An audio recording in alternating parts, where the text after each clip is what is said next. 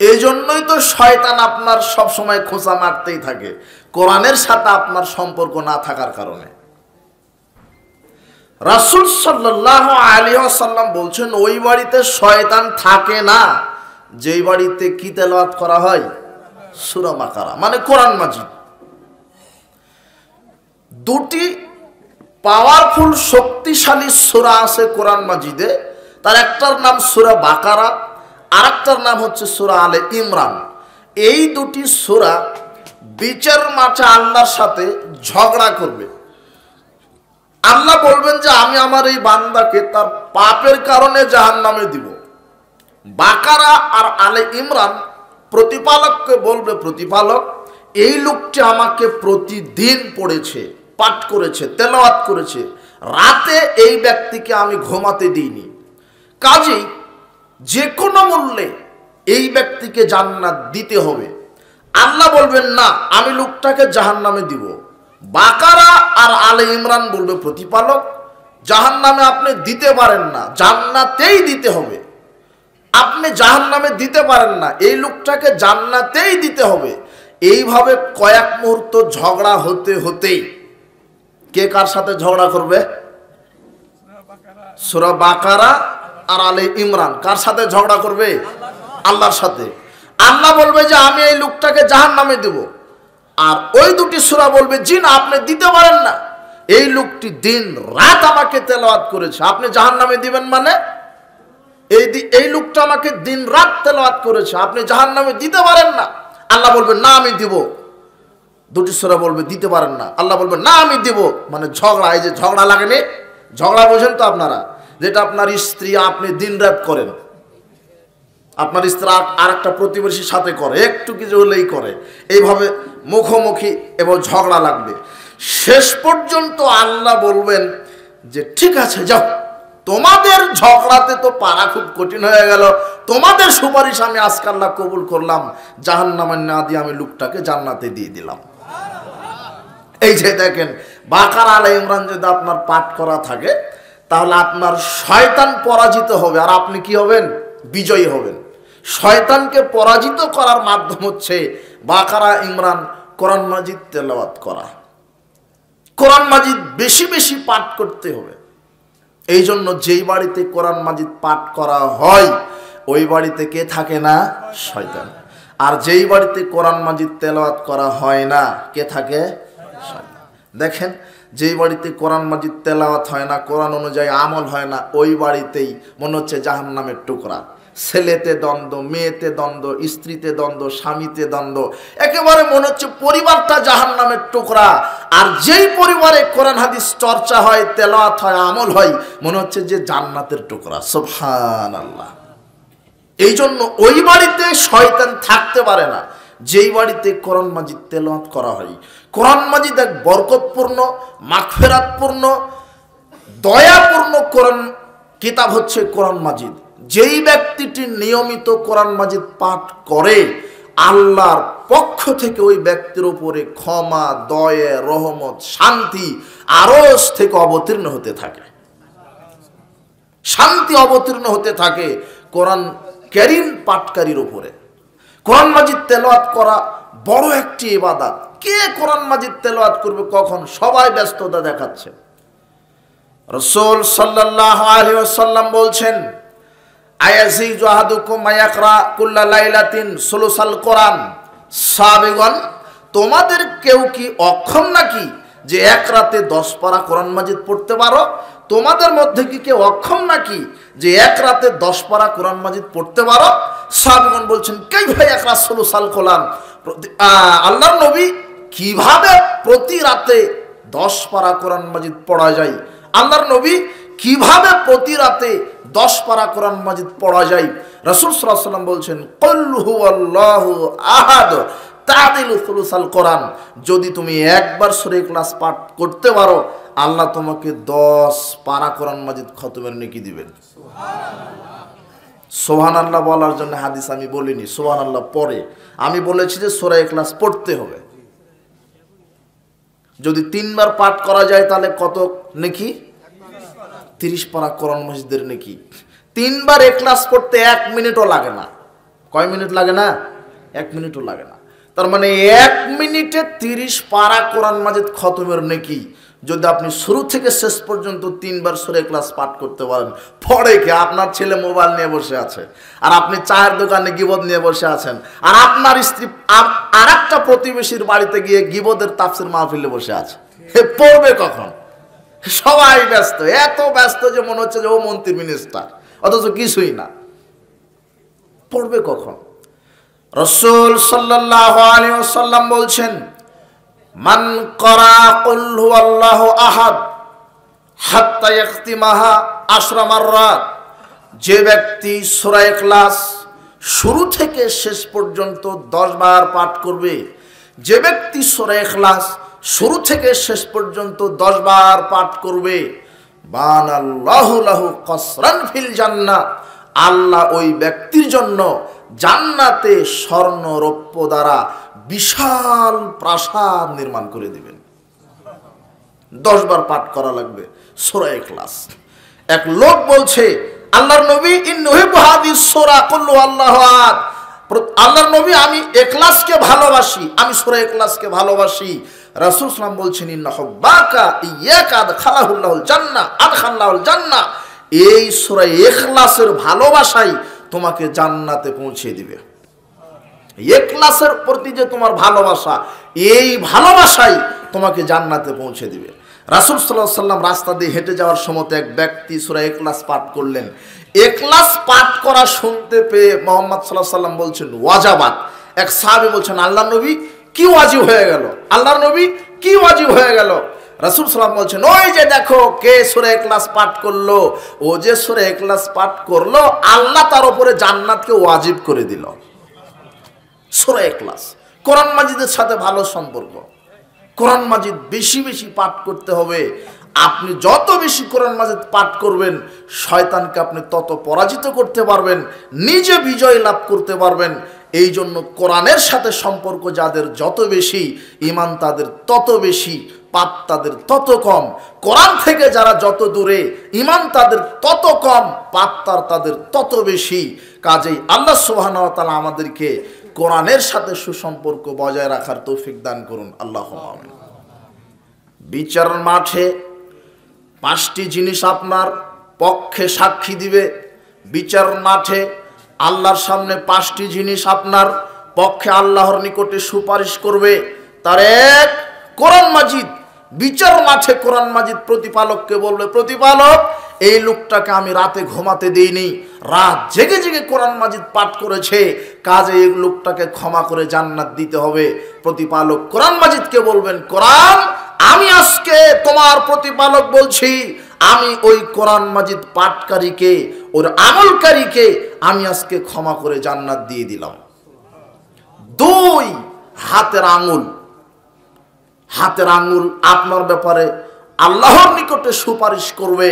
হাতের আঙ্গুল বলবে, প্রতিপালক এই লোকটি আঙ্গুল দিয়ে তাসবিহ তাহলিল জিকির আজগার করেছে, এই লোকটি হাতের আঙ্গুল দিয়ে তাসবিহ তাহলিল জিকির আজগার করেছে, সুবহানাল্লাহ, আলহামদুলিল্লাহ, লা ইলাহা ইল্লাল্লাহ, আল্লাহু আকবার বলেছে, আস্তাগফিরুল্লাহ পাঠ করেছে। কাজেই এই জিকিরকারী, এই তাসবিহ পাঠকারীকে ক্ষমা করে দিতে হবে। আল্লাহ আঙ্গুলের সুপারিশ কবুল করে এই তাসবিহ পাঠকারীকে জান্নাতে প্রবেশ করাবেন। 3, সিয়াম। সিয়াম আপনার ব্যাপারে প্রতিপালকের কাছে সুপারিশ করবে।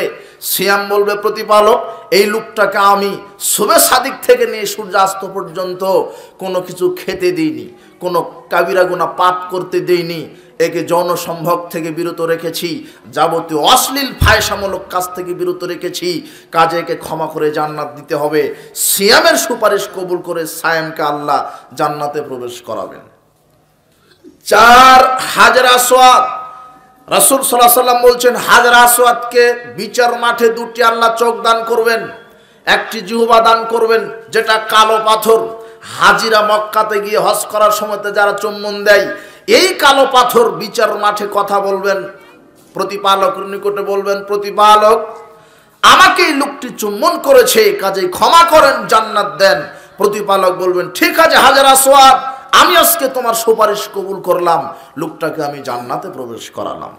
5, আপনি যে এখন বসে আছেন এই জায়গা, 5 নম্বর কি? আপনি যে এখন যে জায়গায় বসে আছেন এই জায়গায় বিচার মাঠে বলবে প্রতিপালক অমুক দিন অমুক জায়গাতে আমার বুকের ওপরে বসে লোকটি কোরআন হাদিস শুনেছিল, কাজেই লোকটাকে ক্ষমা করে দেন। আল্লাহ বলবেন ঠিক আছে, লোকটাকে আমি ক্ষমা করে দিলাম, জান্নাতে প্রবেশ করালাম। এই জন্য আল্লাহর জমিনে খারাপ কাজ করবেন না। খারাপ করলেও জমিন বিচার মাঠে টপ টপ করে বলে দিবে, ভালো করলেও বলে দিবে। জমিন একটা আশ্চর্য বস্তু, একেবারে ক্যামেরার মতো সবকিছু অডিও ভিডিও করে রাখছে। আপনি কোথায় কি করছেন, ইয়াউমাইদিন তুহাদ্দিসু আখবারাহা, সেদিন বিচার মাঠে সব আল্লাহর কাছে বলে দিবে যে আমার বুকের উপরে উঠে এই মহিলাটি, এই নারীটি, এই ছেলেটি, এই যুবক, এই যুবতী এই পাপ করেছিল অথবা এই নেকি করেছিল। যেখানে যেই অবস্থাতে যেই জায়গায় ভালো করলো ওই জায়গা আল্লাহর কাছে বলে দিবে, খারাপ করলেও বলে দিবে। কাজে আপনি সবসময়তে ভালো কাজ করেন, বিচার মাঠে আপনার এই জমিন আল্লাহর কাছে সুপারিশ করে আপনাকে জান্নাতে নিয়ে যাবে যে কোনো মূল্যে। সুবহানাল্লাহ। তার মধ্যে একটা কোরআন মাজিদ।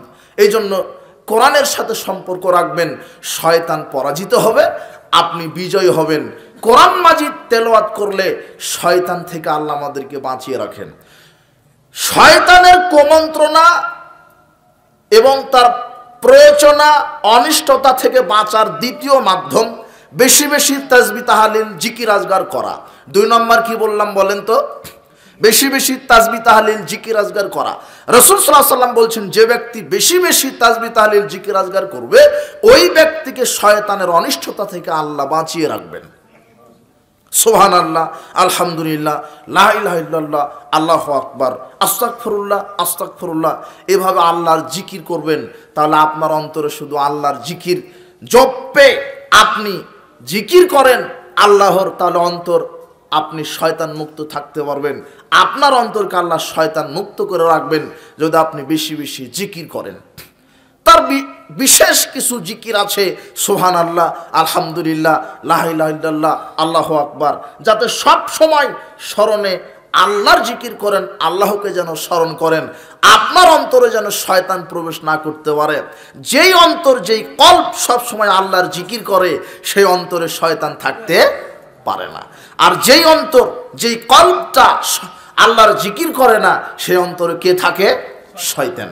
কাজে অন্তরকে শয়তান মুক্ত করার আরেকটি হাতিয়ার হচ্ছে বেশি বেশি জিকির আজগার তাসবিহ তাহলিল করা। আবু হুরায়রা রাদিয়াল্লাহু আনহু বলেন, রাসূল সাল্লাল্লাহু আলাইহি ওয়াসাল্লাম বলেছেন, মান ক্বালা লা ইলাহা ইল্লাল্লাহু ওয়াহদাহু লা শারীকা লাহু লাহুল মুলকু ওয়া লাহুল হামদু ওয়া হুয়া আলা কুল্লি শাইইন কাদির ফি ইয়াউমিন মিয়া মাররা, যে ব্যক্তি এই কালেমা, এই তাসবিহ দৈনিক 100 বার পাঠ করবে, যে ব্যক্তি এই তাসবিহ, এই কালেমা দৈনিক 100 বার পাঠ করবে, কানাত লাহু আদলা আশরি রিকাবিন, আল্লাহ তার আমলনামাতে 10টি গোলাম আজাদ করার নেকি লিখে দিবেন। কাতাবাত ওয়া কুতিবাত লাহু মিয়াতু হাসানাতিন, তার জন্য 100টি নেকি লিখে দিবেন। অমহায়াত আনহু মিয়াতু সায়াতিন, 100টি পাপকে ধ্বংস করে দিবেন, 100টি পাপ তার আমলনামা থেকে মুছিয়ে দিবেন। কানাত লাহু হিরজাম মিনাশ শাইতান, আল্লাহ তাকে এই 100 বার এই কালেমা, এই তাসবিহ পাঠ করার কারণে হাত্তা ইউমসি, সন্ধ্যা পর্যন্ত তাকে শয়তানের অনিষ্টতা থেকে বাঁচিয়ে রাখবেন। কোন কালেমা? লা ইলাহা ইল্লাল্লাহু ওয়াহদাহু লা শারীকা লাহু লাহুল মুলকু ওয়া লাহুল হামদু ওয়া হুয়া আলা কুল্লি শাইইন কাদির। যদি 100 বার সকালে পাঠ করেন সন্ধ্যা পর্যন্ত শয়তানের খপ্পর থেকে আল্লাহ আপনাকে হেফাজতে রাখবেন। যদি সন্ধ্যায় পাঠ করেন তাহলে সকাল পর্যন্ত আল্লাহ আপনাকে শয়তানের কুমন্ত্রণা থেকে বাঁচিয়ে দিবেন। শয়তানের কুমন্ত্রণা থেকে বাঁচানোর দ্বিতীয় হাতিয়ার হচ্ছে বেশি বেশি তাসবিহ তাহলিল জিকির আজগার করা। শয়তানের কুমন্ত্রণা, শয়তানের প্ররোচনা, শয়তানের ধোঁকা থেকে বাঁচার তৃতীয় মাধ্যম ভালো ভালো সব কাজে বিসমিল্লাহ পাঠ করা। শয়তানের কুমন্ত্রণা, শয়তানের ধোঁকা, শয়তানের প্রয়োজনা থেকে বাঁচার তৃতীয় মাধ্যম বেশি বেশি বিসমিল্লাহ পাঠ করা। যখন আপনি খানা খাবেন তখন আপনাকে বিসমিল্লাহ বলতে হবে। রাসূল সাল্লাল্লাহু আলাইহি ওয়াসাল্লাম বলছেন, ইয়াস্তাহিল্লু তাম আল্লাহ ইয়াজকুরু ইসমাল্লাহি আলাইহি ইয়াস্তাহিল্লু তাম ইন্না শাইতান ইয়াস্তাহিল্লু তাম, নিশ্চয় শয়তান ওই খাদ্যকে নিজের জন্য হালাল করে নেয় যেই খাদ্যে বিসমিল্লাহ বলা হয় না। ওই খাদ্য শয়তান নিজের জন্য হালাল করে নেয় যেই খাদ্যে বিসমিল্লাহ বলা হয় না। যখন আপনি খাচ্ছেন কোনো কিছু, খাদ্য হোক, ফল হোক, পানি হোক, যদি বিসমিল্লাহ না বলেন তখন আপনার সাথে শয়তান খায়, আপনার সাথে তখন শয়তান থাকে। আর বিসমিল্লাহ বলে খেলে আর শয়তান খেতে পারে না। যখন আপনি নিজে খাবেন বিসমিল্লাহ বলবেন, যখন আপনি আপনার বাচ্চাকে, শিশুকে খাওয়াবেন তখন আপনাকে বিসমিল্লাহ বলতে হবে। আপনার স্ত্রী যখন তার বাচ্চাকে দুধ পান করাচ্ছে, যতবার এই স্তনে আপনার শিশুর মুখটা লাগিয়ে দিবে ততবার আপনার স্ত্রী বিসমিল্লাহ বলে বাচ্চাকে দুধ পান করাবে। যদি বিসমিল্লাহ না বলে যদি শিশুকে দুধ পান করায় তাহলে শিশুর সাথে শয়তানও দুধ পান করে। এই জন্য বিসমিল্লাহ একটা পাওয়ারফুল দোয়া। বিসমিল্লাহ এত শক্তিশালী দোয়া। রাসূল সাল্লাল্লাহু আলাইহি ওয়াসাল্লাম বলছেন, যখন রাত্রে দিনে তোমরা কোনো পান পাত্র, খাবার পাত্র তোমরা খোলা রেখো না, শয়তান বালা মুসিবত, রোগ জীবাণু নাজিল করে।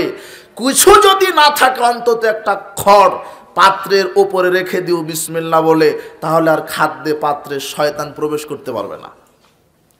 যদি দরজা জানালা নাও থাকে বাড়িতে, বিসমিল্লাহ বলে একটা খড় ঝুলিয়ে রাখবেন। বিসমিল্লাহ বলার কারণে শয়তান ওই ঘরে আর প্রবেশ করতে পারবে না। বিসমিল্লাহর এত পাওয়ার, এত শক্তি। এই জন্য শয়তানের কুমন্ত্রণা থেকে বাঁচার একটি পথ হচ্ছে বিসমিল্লাহ পাঠ করা। বিশেষ করে খাওয়ার সময়তে, ঘুমানোর সময়তে, বিশেষ করে খাওয়ার সময়তে, ঘুমানোর সময়তে। আর কোন সময়তে? পেশাব পায়খানায় যাওয়ার সময়তে। পেশাব পায়খানায় প্রবেশের সময় আপনাকে বিসমিল্লাহ পাঠ করা লাগবে।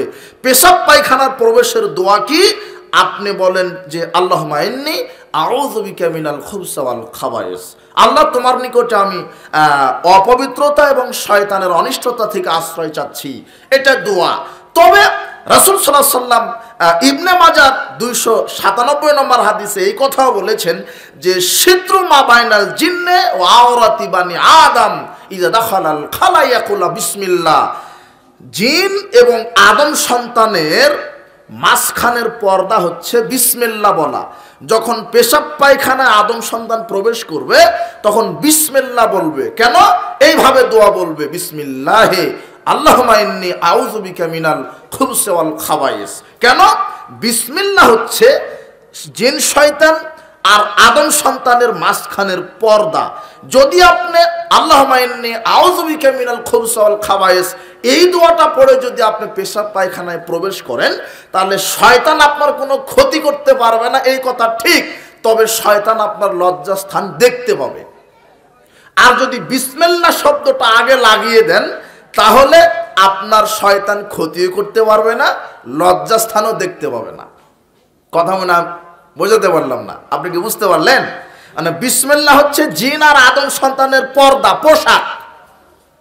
আমি যদি এখন পোশাক না পরি তাহলে আমি উলঙ্গ, আমার গোপনাঙ্গ আপনি দেখতে পাবেন, কেননা পোশাক নাই। কিন্তু এখন যদি আমি পোশাক পরি আর আপনি দেখতে পাবেন? জি না।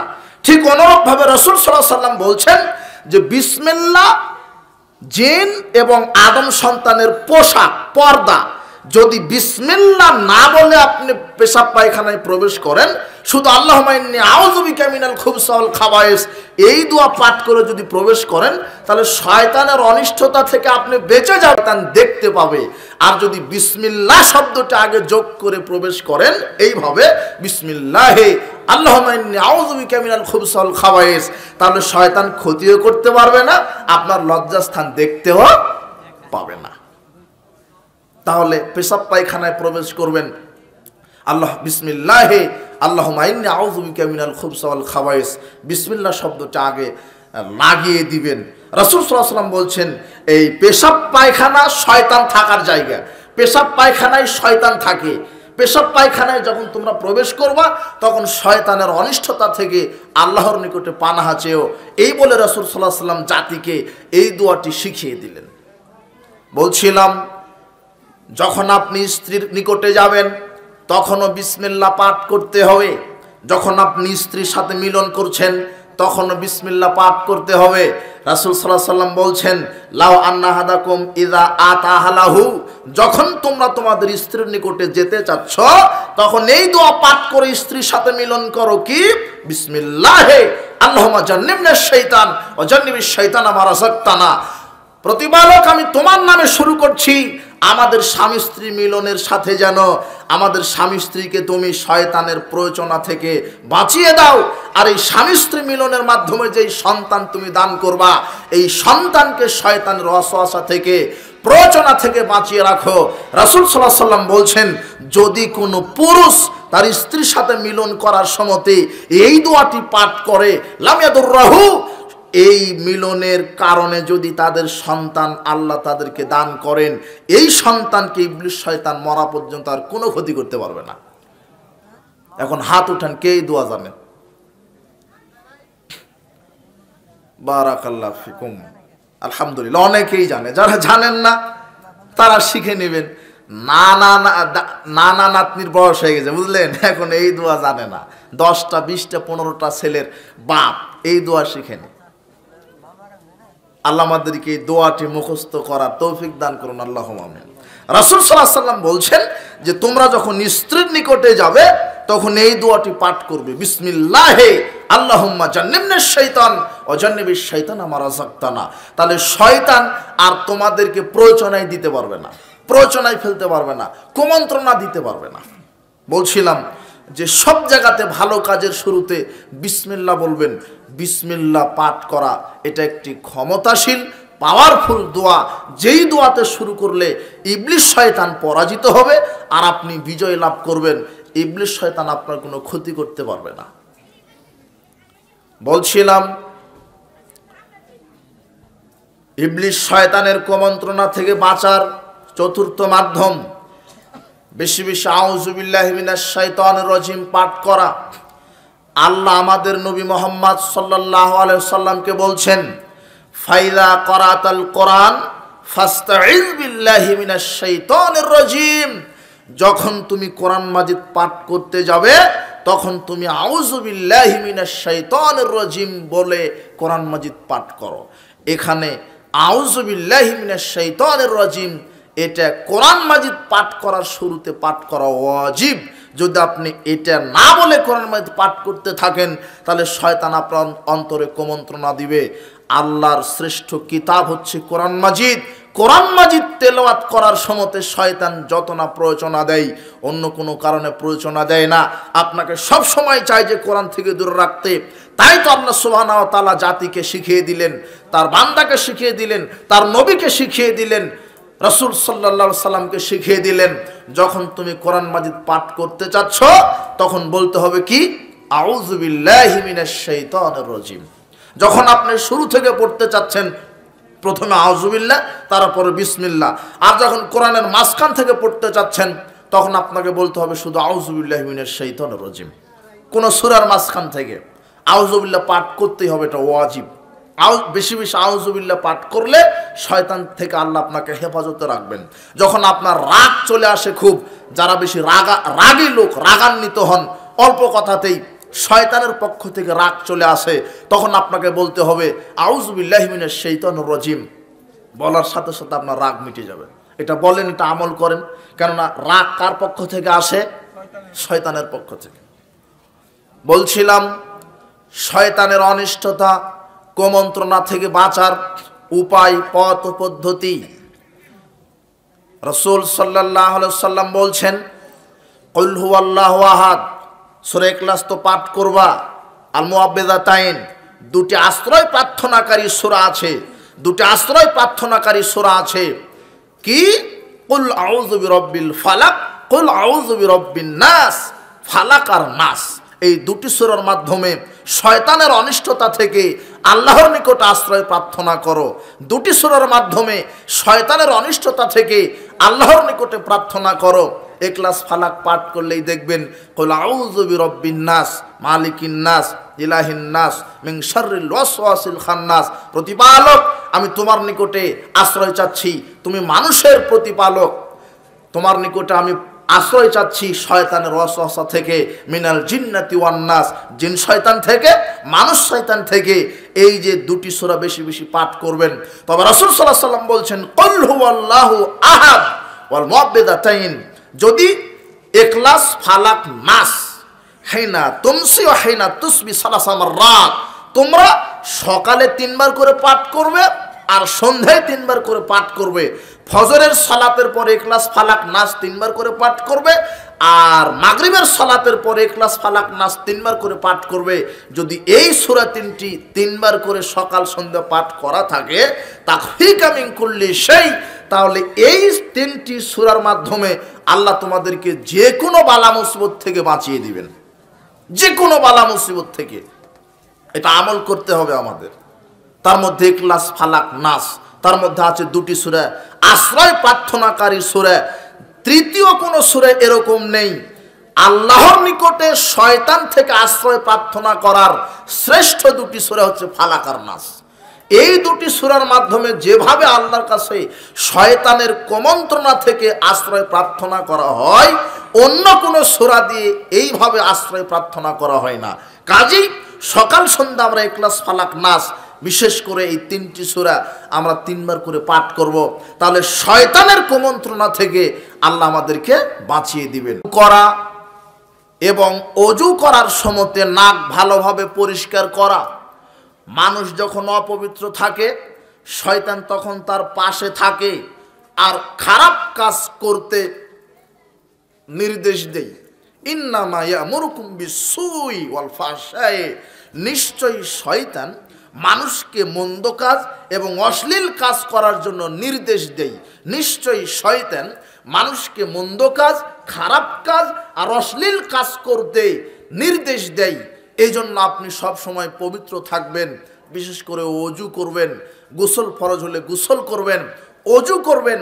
যখন আপনি পবিত্র থাকবেন, শয়তান আপনাকে খারাপ কাজ করতে আর প্ররোচনা দিবে না। আর যখন আপনি অপবিত্র থাকবেন, তখন তো আপনি এমনিতেই অপবিত্র, তখন অপবিত্র খারাপ কাজে শয়তান আপনাকে উদ্বুদ্ধ করবে। এই জন্য ওযু বেশি বেশি করবেন। ওযু করলে শয়তান পাশে থাকে না, পবিত্র থাকলে শয়তান পাশে থাকে না। আর বিশেষ করে ওযু করার সময়তে নাক ভালোভাবে পরিষ্কার করবেন। ওযু করার সময়তে নাক ভালোভাবে পরিষ্কার করবেন। কিভাবে দেখেন তো আপনার ওযুটা কিভাবে করেন। রাসূল সাল্লাল্লাহু আলাইহি ওয়াসাল্লাম ওযুর পদ্ধতি এভাবে বলে দিচ্ছেন। প্রথমে ওযু করার শুরুতে বিসমিল্লাহ, প্রথমে নিয়াত করবেন। নিয়ত করার পর ওযুর শুরুতে কি বলবেন? বিসমিল্লাহ। রাসূল সাল্লাল্লাহু আলাইহি ওয়াসাল্লাম বলছেন লা উযু লিমান লাম ইয়াজকুর ইসমাল্লাহি আলাইহি, ওই ব্যক্তির ওযু হয় না যে ব্যক্তি ওযুর শুরুতে বিসমিল্লাহ পাঠ করে না। বিসমিল্লাহ বলে ওযু শুরু করবেন। কিভাবে? ডান হাতে পানি নিয়ে 2 হাত কবজি পর্যন্ত ভালোভাবে ধৌত করবেন, আঙুলগুলি ভালোভাবে খেলাল করবেন। যদি আংটি থাকে আংটির ভিতরে পানি পৌঁছে দিবেন। এরপরে ডান হাতে পানি নিয়ে অর্ধেক মুখে অর্ধেক নাকে একই সাথে। রাসূল সাল্লাল্লাহু আলাইহি ওয়াসাল্লাম এভাবে ওযু শিখিয়েছেন, ওযু করেছেন। ডান হাতে পানি নিয়ে অর্ধেক মুখে দিবেন, অর্ধেক নাকে দিবেন, নাক ভালোভাবে পরিষ্কার করবেন। রাসূল সাল্লাল্লাহু আলাইহি ওয়াসাল্লাম বলছেন, তোমরা যখন ঘুমিয়ে থাকো রাতে দিনে, তখন শয়তান তোমাদের নাকের ভিতরে ঢুকে ঘুমিয়ে থাকে। শয়তান আমাদের নাকের ভিতরে কি করে থাকে? ঘুমিয়ে থাকে। তো কাজেই যখন আপনি ওযু মুখে নাক মুখ ভালোভাবে পরিষ্কার করবেন, মুখে অর্ধেক নাকে অর্ধেক দিয়ে নাক ভালোভাবে ঝাড়বেন, পরিষ্কার করবেন। এরপরে আবার ডান হাতে পানি নিয়ে ভালোভাবে সমস্ত মুখমণ্ডল ধৌত করবেন। কপালের গোড়া থেকে কানের লতি সহ থুতনির নিচ পর্যন্ত ভালোভাবে ধৌত করবেন। যাদের দাড়ি আছে দাড়িগুলি ভালোভাবে খেলাল করবেন। এরপরে আলাদা এক চুল্লি পানি নিয়ে থুতনির নিচে দিবেন। তারপরে ডান হাতের কবজি পর্যন্ত ভালোভাবে ধৌত করবেন। তারপরে বাম হাতের কবজি পর্যন্ত ভালোভাবে ধৌত করবেন। এরপরে 2 হাতের আঙুল ভিজিয়ে মাথা মাসা করবেন, সামনে থেকে পিছন, পিছন থেকে সামনে। একই সঙ্গে তর্জনী আঙুল দিয়ে কানের ভিতরের অংশ, বৃদ্ধাঙ্গুলি দিয়ে কানের বাহিরের অংশ। ঘাড় মাসা করা ঠিক নয়, ঘাড় মাসা করা বিদআত, ঘাড় মাসা করতে হবে না। এইভাবে মাথা মাসা, শুধু সামনের অগ্রভাগ মাসা করলে ওযু হবে না, পুরো মাথা মাসা করতে হবে, সামনের থেকে পিছন, পিছন থেকে সামনে। এভাবে আপনি মাথা মাসা করবেন একবার। নারী পুরুষের একই বিধান। এরপরে ডান পায়ের টাকনু পর্যন্ত ভালোভাবে ধৌত করবেন, বাম পায়ের টাকনু পর্যন্ত ভালোভাবে ধৌত করবেন। অজুর অঙ্গগুলি একবার করে ধৌত করা ফরজ, 2 বার সর্বোচ্চ 3 বার ধৌত করা সুন্নাত। অজু শেষ করে রাসূল সাল্লাল্লাহু আলাইহি ওয়াসাল্লাম বলছেন, কেউ যদি পাঠ করতে পারে আশহাদু আল্লা ইলাহা ইল্লাল্লাহু ওয়াহদাহু লা শারীকা লাহু ওয়া আশহাদু আন্না মুহাম্মাদান আবদুহু ওয়া রাসূলুহু ফুতিহাত লাহু আবওয়াবুল জান্নাতি সামানিয়া, যদি কালেমা শাহাদাত অজু পাঠ করার পরে বলতে পারে, তাহলে আল্লাহ ওই নারী পুরুষের জন্য জান্নাতের 8টি দরজা খুলে দিবেন। তো আপনাকে অজুর পদ্ধতি এ কারণে বললাম যে অজুর পদ্ধতির মধ্যে একটা পদ্ধতি আছে যে ভালো করে নাক কি করা, পরিষ্কার করা। নাকের ভিতরে কি থাকে? শয়তান থাকে। এই জন্য আপনি অজু করার সময়তে নাক ভালোভাবে পরিষ্কার করবেন। ওই নাকের ভিতরে শয়তান থাকার কারণে সলাতে আপনাকে ওই শয়তান যদি ভালোভাবে নাক পরিষ্কার না করেন, তাহলে ওই শয়তান থেকেই যাবে আর সলাতে আপনাকে ওয়াসওয়াসা দিবে, যেটা করো এটা মনে করো, এটা মনে করো। তাই তো আপনাকে দেয়, নাকটা ভালোভাবে পরিষ্কার হয়নি, শয়তান দূর হয়নি, ওই শয়তান আপনাকে বলে উস্কুর কাদা উস্কুর কাদা, এটা স্মরণ করো, এটা স্মরণ করো, ব্যবসা স্মরণ করো, স্ত্রীকে স্মরণ করো, ছেলেকে স্মরণ করো। সালাতে দাঁড়ালে অনেক চিন্তায় আসে, কেন? শয়তান আপনার সাথে আসে, এই কারণে শয়তান আপনি দূর করতে পারেননি। এই জন্য ভালোভাবে ওযু করবেন যাতে শয়তান আপনার নিকট থেকে চলে যায়। নাক ভালোভাবে পরিষ্কার করবেন যাতে শয়তান আপনার নিকট থেকে চলে যায়। বলছিলাম শয়তানের কুমন্ত্রণা, প্ররোচনা থেকে বাঁচার উপায়। যখন আপনি মসজিদে প্রবেশ করবেন, মসজিদে প্রবেশের দোয়া আছে, আপনি জানেন, আল্লাহুম্মা আফতাহ লি আবওয়াবা রাহমাতিক, এটা দোয়া। তবে রাসূল সাল্লাল্লাহু আলাইহি ওয়াসাল্লাম বলছেন যে আব্দুল্লাহ বিন আমর ইবনুল আস রাদিয়াল্লাহু আনহু নবী করিম সাল্লাল্লাহু আলাইহি সাল্লাম থেকে বর্ণনা করছেন, আন্নাহু ইযা কানা ইযা দাখালাল মসজিদ, রাসূল সাল্লাল্লাহু আলাইহি সাল্লাম যখন মসজিদে প্রবেশ করতেন তখন এই দোয়া পাঠ করে প্রবেশ করতেন। দোয়াটা কি? আউযু বিল্লাহিল আযীম ওয়া বিওজহিল কারীম ওয়া সুলতানিহিল কদীম মিনাশ শাইতানির রাজীম। এই দোয়াটা পাঠ করে মসজিদে প্রবেশ করতেন। এটা শয়তানের ওয়াসওয়াসা থেকে বাঁচার একটি বড় দোয়া। রাসূল সাল্লাল্লাহু আলাইহি সাল্লাম বলছেন, এই দোয়াটা যদি কেউ পাঠ করে মসজিদে প্রবেশ করার সময়, ক্বালা শাইতান, শয়তান তখন বলে, ইবলিশ তখন বলে যে হুফিজা মিন্নি সাইরাল ইয়াউম, এই ব্যক্তিটি আমার কুমন্ত্রণা থেকে সারা দিনের জন্য নিজেকে বাঁচিয়ে নিল। সুবহানাল্লাহ। এই দোয়াটি যদি আপনি পাঠ করতে পারেন, ইবলিশ শয়তান বলে, এই দোয়াটা যদি কোনো মানুষ পাঠ করে, কোনো ব্যক্তি যদি পাঠ করে, তাহলে শয়তান বলে যে আমার কুমন্ত্রণা থেকে সারা দিন নিরাপদ হয়ে গেল। দোয়াটা কি? আউযু বিল্লাহিল আযীম ওয়া বিওজহিল কারীম ওয়া সুলতানিহিল কদীম মিনাশ শাইতানির রাজীম।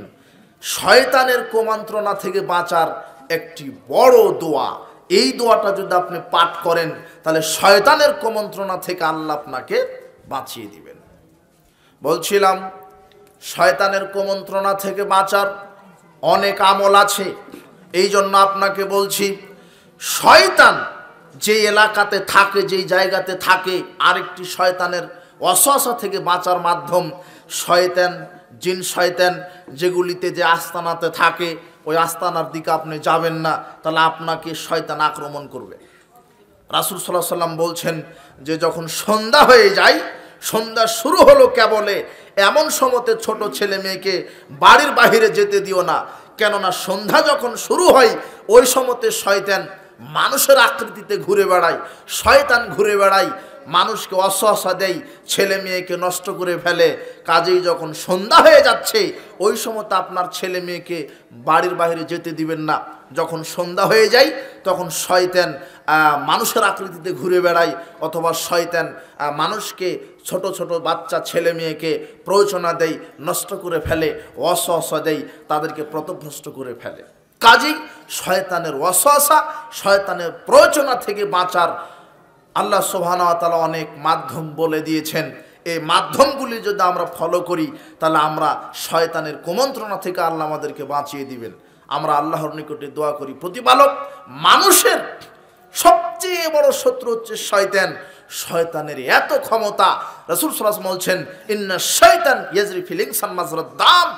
শয়তান মানুষের শরীরে ওইভাবে চলে যেমন মানুষের শরীরে রক্ত চলাচল যেভাবে করে, রক্ত যেভাবে চলাচল করে ওইভাবে শয়তান মানুষের শরীরে চলাচল করে। শয়তান সব সময় তার অন্তরে কুমন্ত্রণা দেয় যে খারাপ কাজ করো, এই করো, আল্লাহর নাফরমানি করো, সুদ ভক্ষণ করো, জুয়া খেলো, লটারি খেলো, গান বাজনা শ্রবণ করো, আরে সালাত আদায় করা লাগবে না, এখনো তোমার বয়স হয়নি। এইভাবে তার শয়তান আপনাকে আল্লাহর ইবাদত থেকে, আল্লাহর কোরআন হাদিস থেকে আপনাকে অনেক দূরে সরিয়ে দিতে চাই। এই জন্যই বর্তমান সমাজে মানুষ, অধিকাংশ মানুষ শয়তানের গোলামি করে, আল্লাহর দাসত্ব থেকে অনেক পিছিয়ে। প্রায় সমাজের মানুষ আজকে জাহেলিয়াত চর্চা করছে, প্রায় হারামখোর, প্রায় বিড়ি সিগারেট, জর্দা গলিয়া বা ফেন্সিডিল সেবন করে। বর্তমান সমাজটা মাদকতায় ছেয়ে গেছে। আল্লাহ সুবহানাহু ওয়া তাআলা বলছেন যে ইয়া আইয়ুহাল্লাযীনা আমানু ইন্নামাল খামরু ওয়াল মাইসিরু ওয়াল আনসাবু ওয়াল আজলামু রিজসুম মিন আমালিশ শাইতান। পৃথিবীর বিশ্বাসীগণ, নিশ্চয় মদ, জুয়া, লটারি, ছবি মূর্তি এগুলি শয়তানের কাজ। ফাজতানিবুহু, এই শয়তানি কাজ থেকে বিরত থাকো। লাআল্লাকুম তুফলিহুন, যাতে করে তোমরা সফলতা অর্জন করতে পারো। আল্লাহ নিজে বলছেন তোমরা শয়তানি কর্মকাণ্ড থেকে বিরত থাকো। শয়তানের কাজ হচ্ছে মদ পান করা, শয়তানের কাজ হচ্ছে জুয়া লটারিতে অংশগ্রহণ করা, শয়তানের কাজ হচ্ছে ছবি মূর্তি, খানকা মাজার, পীর পূজা, উসিলা পূজা, গাউস পূজা, কুতুব পূজা, এই ছবি মূর্তিকে সম্মান করা, এগুলি শয়তানের কাজ। গান বাজনা শ্রবণ করা, জেনা ব্যভিচারে অংশগ্রহণ করা, সুদ ভক্ষণ করা, হারাম ভক্ষণ করা, এগুলি শয়তানের কাজ। প্রায় সমাজে হারামখোর, প্রায় সমাজে জাহেলিয়াত চর্চা করছে। বেপর্দা নারীটা জাহেল, ওই যে মদখোর, গাঁজাখোর, বিড়িখোর, বেনামাজি জাহেল। রাসূল সাল্লাল্লাহু আলাইহি ওয়াসাল্লাম বলছেন মান দাবি দাওয়াল জাহেলিয়া, যে ব্যক্তি জাহেলিয়াতের পথে চলে, রাসূল সাল্লাল্লাহু আলাইহি ওয়াসাল্লাম বলছেন ইয়া আইয়ুহান নাস, পৃথিবীর মানুষ, আলা কুল্লি শাইইন মিন আমরিল জাহেলিয়াতি তাহতা কাদামাইয়া মাউযু, আমি মুহাম্মদ সাল্লাল্লাহু আলাইহি ওয়াসাল্লাম জাহেলি যুগের সব রীতিনীতি কর্মকাণ্ডকে পায়ের নিচে কবর দিলাম। সুদ জাহেলিয়াত, ঘুষ জাহেলিয়াত, দুর্নীতি জাহেলিয়াত। আমি সর্বপ্রথম যেই জাহেলিয়াতকে কবর দিলাম সেটা হচ্ছে সুদ। আমি গান বাজনা এগুলি জাহেলিয়াত, ছবি মূর্তি, মূর্তি পূজা জাহেলিয়াত, খানকা মাজার, ওলিয়া উলিয়া, গাউস কুতুব জাহেলিয়াত, সুদ ঘুষ দুর্নীতি এগুলি জাহেলিয়াত, গান বাজনা জাহেলিয়াত, বেপর্দা চলা জাহেলিয়াত। আমি মুহাম্মদ সাল্লাল্লাহু আলাইহি ওয়াসাল্লাম জাহেলিয়াতকে কবর দিলাম। মান দাবি দাওয়াল জাহেলিয়া, যে ব্যক্তি এই জাহেলি পথে চলবে, বেপর্দায় চলবে, সুদ ঘুষ দুর্নীতি চলবে, মদ পান করবে, মূর্তি পূজা করবে, গান বাজনা শ্রবণ করবে, মানুষের জায়গা জমি ক্ষমতা আত্মসাৎ করবে, এ জাহেল ফামিন জুসাই জাহান্নাম, এ মরলে আল্লাহকে জাহান্নামের খড়ি করবেন। সাহাবীগণ বলছেন আল্লাহর নবী ওয়াইন সামা সাল্লাহ, যদি এই লোকটি সালাত আদায় করে, সিয়াম পালন করে, তবুও কি জাহান্নামে যাবে? রাসূল সাল্লাল্লাহু আলাইহি ওয়াসাল্লাম বলছেন ইন সামা সাল্লাহ জামান মুসলিম, আর সালাত সিয়াম বহুদূরের কথা, যদি নিজেকে পাক্কা মুসলিমও দাবি করে আর যদি জাহেলিয়াত চর্চা করে, তাহলে আল্লাহ তাকে জাহান্নামে দিবেন। কত ঘুষখোর, সুদখোর, হারামখোর সালাতও আদায় করে, আবার সুদের ব্যবসাও করে। কত নেতা বক্তব্য দেওয়ার সময় ভালোই দেয়, খুব ভালো বক্তব্য দিচ্ছে, এই করা যাবে না, আল্লাহর গোলামি করা লাগবে। আপনি চোর দেখবেন, চোর, চোর কাকে বলে বিশ্বাস করেন? আপনার গ্রামে যে লোকটা টিউবওয়েল চুরি করলো ও কিন্তু চোর নয়, চোর হলেও ছোট চোর, ও পেটের দায়ে টিউবওয়েলটা চুরি করেছে। আপনার গোয়াল ঘর থেকে যে গাভীটা চুরি করলো ও চোর নয়, ও পেটের দায়ে চুরি করেছে। বড় বড় চোর দেখবেন, দাগা দাগা দুর্নীতিবাজ দেখবেন, তাহলে সেক্রেটারিয়েটে, সচিবালয়ে তাকাতে হবে, দেখবেন যে দাগা দাগা দুর্নীতিবাজ সেখানে বসে আছে। ইনকাম ট্যাক্স অফিসে দেখেন, ভূমি অফিসে দেখেন, কর অফিসে দেখেন, আপনার পাসপোর্ট অফিসে দেখেন, দাগা দাগা দুর্নীতিবাজ সেখানে বসে আছে। নৈতিকতার নামে, নেতৃত্বের নামে এই নেতারা, এক শ্রেণীর পথভ্রষ্ট নেতারা এই কলমের খোঁচা দিয়ে দেশের কোটি কোটি টাকা দুর্নীতি করে দেশটাকে পঙ্গু করে দিচ্ছে। এরাই হচ্ছে বড় চোর, এরাই হচ্ছে বড় দুর্নীতিবাজ। চোর দেখতে গেলে এই দিকে দেখা লাগবে, যারা কলমের খোঁচা দিয়ে কোটি কোটি টাকা দুর্নীতি করছে। এরা 20 বার হজও করে, 70 বার উমরাও করে, অথচ এদের ভিতরে কি নাই? ঈমান নাই। হারামখোরদের সালাত সিয়াম ইবাদত কবুল হবে? জি না। এটাই জাহেলিয়াত, দুর্নীতি জাহেলিয়াত। রাসূল সাল্লাল্লাহু আলাইহি ওয়াসাল্লামের নিকটে এক লোক এসে বলছেন, রাসূল সাল্লাল্লাহু আলাইহি ওয়াসাল্লামের এক গোলাম ছিল, নাম হচ্ছে মিদাম। হঠাৎ করে একটা তীর এসে মেদামটি মারা গেল। ফাকালান নাস সানিয়াল্লাহুল জান্নাহ, লোকেরা বলছে যে বাহ, রসুলের গোলাম, লোকটি তো জান্নাতে চলে গেল। রাসূল সাল্লাল্লাহু বলছেন কাল্লা, কখনো নয়। ওয়াল্লাযী নাফসি বিয়াদিহি, আমি সেই সত্তার কসম করে বলছি যেই সত্তার হাতে আমার আত্মা রয়েছে, ইন্না শামলাতাল্লাতী আখাযা ইয়াওমা খায়বার মিনাল মাগানিম লাম তুসবিহাল মাকাসিম, এই যে আমার গোলামটি খয়বারের যুদ্ধের দিন একটা চাদর আত্মসাৎ করেছিল, লাতাশতাইলু আলাইহি নারান, একটা চাদর আত্মসাৎ করার কারণে জাহান্নামের আগুন তার জন্য দাও দাও করে প্রজ্বলিত করা হচ্ছে। ফালাম্মা সামিয়া যালিকান নাস, এই কথা শুনতে দেরি, যা রাজুলুন শিরাকিন আও শিরাকাইন ইলান নবী সাল্লাল্লাহু আলাইহি ওয়াসাল্লাম, এক ব্যক্তি একটা জুতার ফিতা অথবা দুটি জুতার ফিতা অথবা একটি সুতা, সুতা বুঝেন, সুতা আপনার কাপড়ের সুতা, আপনার স্ত্রী যে কাঁথা সেলাই করে ওই যে সুতা দিয়ে ওরকম একটা সুতা, এই পরিমাণ সুতা নিয়ে বলছেন আল্লাহর নবী অমুক লোক তো একটা চাদর আত্মসাৎ করার জন্য জাহান্নামে গেল, তা আমি যে কাউকে না বলেই রাষ্ট্রের সম্পদের থেকে একটা সুতা আত্মসাৎ করেছি, একটা সুতা আত্মসাৎ করলে কি জাহান্নামে যাওয়া লাগে? রাসূল সাল্লাল্লাহু বলছেন একটা সুতা আত্মসাৎ করলেও বিচার মাঠে তোমাকে জাহান্নামে যাওয়া লাগবে। তাহলে একটা সুতে আত্মসাৎ করলে যদি জাহান্নামে যাওয়া লাগে, তো বাংলাদেশের নেতা নেত্রীর অবস্থা বিচার মাঠে কি হবে?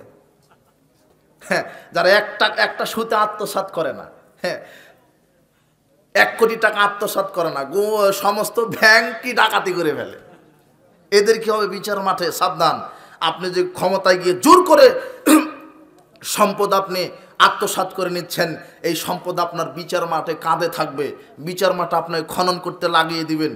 যখন খনন করা হয়ে যাবে অনুরূপ সাতবক জমিন আপনার কাঁধে ঝুলিয়ে দিবেন। কাল্লাহু আযজা ওয়া জাল আপনাকে বাধ্য করবেন, আল্লাহ এই খনন কর, এই খনন কর, তুই তো এই সম্পত্তি এই সম্পদ জোর করে দুর্নীতি করে আত্মসাৎ করেছিলি, ক্ষমতায় গিয়ে খুব বাহাদুরি ছিলে, এখন তুই খনন কর। খনন করা যখন হয়ে যাবে তখন এই সম্পদ আপনার কাঁধের উপরে ঝুলিয়ে দিবে। সারা কিয়ামতের মাঠের লোক দেখবে যে ওই যে অমুক নেতা দুর্নীতিবাজ, জমি নিয়ে ঘুরছে, ওই যে টাকার বস্তা নিয়ে ঘুরছে, ওই যে মসজিদ কমিটির সভাপতি, মাদ্রাসার সভাপতি, এরা যদি কমিটির টাকা মেরে খায় তাহলে এদের কাঁধেও টাকার বস্তা থাকবে। ওই নেতা যদি 1 টন গম খায়, 1 টন সিমেন্ট খায়, রাস্তা করতে গিয়ে ইঞ্জিনিয়ার ও মেরে দিয়েছে গম, ভুট্টা, টিন, সিমেন্ট, সব আর কাঁধে থাকবে, বাঁচার কোনো পথ নেই, এর নাম বিচারের মাঠ। এটাই হচ্ছে জাহেলিয়াত, যেটা জাহেলিয়াত সমাজে আছে। প্রায় হারামখোর, সুদখোরে ভরে গেছে, হারামখোরে ভরে গেছে, দুর্নীতিবাজে ভরে গেছে, এই ব্যভিচার জেনায় ভরে গেছে সমাজটা। সবাই ছেলে মেয়ে, যুবক যুবতী পশু প্রাণীর মতো ব্যভিচারে লিপ্ত আছে, গান বাজনায় লিপ্ত আছে, অথচ সব ইহুদি খ্রিস্টানের কালচার, সব ইহুদি খ্রিস্টানের কালচার মুসলিম হয়ে আজকে চর্চা করছে। বলছিলাম যদি আপনি জাহেলিয়াত চর্চা করেন তাহলে জান্নাতের আশা ছেড়ে দিতে হবে। জাহেলিয়াত মানুষকে জাহান্নামের দিকে নিয়ে যায়, আপনি ইসলামের পথে আসেন। আজকের ইসলামের সম্মেলনে যত যুবক এসেছ, যুবতী, নারী, পুরুষ যারা এসেছেন, জাহেলিয়াত ত্যাগ করেন, ইসলামকে গ্রহণ করেন, আল্লাহ আপনাকে ক্ষমা করে জান্নাত দিবেন, ইনশাআল্লাহ দিবেন। প্রতিপালক আমরা যেন জাহেলিয়াত ত্যাগ করতে পারি, হারাম ভক্ষণ করা থেকে বেঁচে থাকতে পারি, গান বাজনা, অশ্লীলতা, সুদ ঘুষ, দুর্নীতি থেকে বেঁচে থাকতে পারি। আল্লাহ তুমি সেই তৌফিক দান করো, আল্লাহুম্মা আমিন। আজকের ইসলামী জালসায় যারা যেভাবে সহযোগিতা করেছেন, টাকা দিয়ে, অর্থ দিয়ে, শ্রম দিয়ে, মেধা দিয়ে, বুদ্ধি দ্বারা, প্রশাসনিকভাবে, তাদেরকে আল্লাহ যা যায় খায়ের দান করুন। আজকের ইসলামী জালসায় যত যুবক যুবতী, নারী, পুরুষ এসেছেন তাদেরকে আল্লাহ বারাকা দান করুন, কল্যাণ দান করুন। যারা চাকরিজীবী তাদের চাকরিতে বারাকা দান করুন, যারা কৃষক তাদের কৃষিতে বারাকা দান করুন, যারা ব্যবসায়িক তাদের ব্যবসাতে বারাকা দান করুন, যাদের পিতামাতা মারা গেছেন আল্লাহ তাদের পিতামাতাকে ক্ষমা করুন, যাদের পিতামাতা জীবিত আছে তাদেরকে বৈঠকে একটু দান। আচ্ছা, বৈঠকে আপনারা দান করেন। রাসূল সাল্লাল্লাহু আলাইহি ওয়াসাল্লামের এটাও একটা সুন্নাত, যখন তিনি কোনো বৈঠকে বসতেন তখন তিনি বৈঠকে দান করার জন্য বলতেন। আর জি, 2-1 ছেলে পাঠিয়ে দেন চাদর নিয়ে, তারা চাদর নিয়ে যাক, আর আপনারা সাধ্য অনুযায়ী দান করবেন। আল্লাহ সকলকে আমাদেরকে ক্ষমা করুন। আমরা যখন মৃত্যুবরণ করব সঠিক ঈমান নিয়ে যেন মৃত্যুবরণ করতে পারি সেই তৌফিক দান করুন। সুবহানাকা আল্লাহুম্মা ওয়া বিহামদিকা আশহাদু আন লা ইলাহা ইল্লা আনতা আস্তাগফিরুকা ওয়া আতুবু ইলাইক। আসসালামু আলাইকুম ওয়া রাহমাতুল্লাহি ওয়া বারাকাতুহু।